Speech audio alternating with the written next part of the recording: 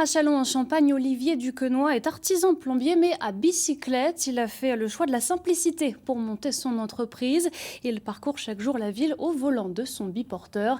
Isabelle Forboto avec Raphaël Doumergue. Devenir artisan, une démarche mûrement réfléchie. Olivier Duquenois s'est installé à son compte il y a moins de 2 ans.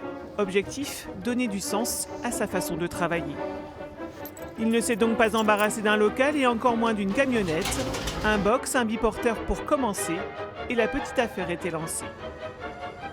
C'était l'opportunité de commencer doucement et puis finalement c'est commencer mais c'est aussi le point à atteindre, c'est rester comme ça sur quelque chose de simple, de facile, de local, d'humain. La remorque permet d'augmenter la capacité du chargement, jusqu'à 90 kg dans la caisse et presque autant à l'arrière. Ce jour-là, Olivier est heureux d'avoir un assistant électrique pour emmener sa plombicyclette à bon port. Les gens qui font appel à moi recherchent un professionnel du bâtiment, un professionnel de la plomberie, du chauffage, mais pas forcément. Disons que c'est un atout, sans doute, mais ce n'est pas ce qui pousse à me contacter. Son moyen de transport est sa carte de visite. Mais sur les chantiers, Olivier est un plombier somme toute classique.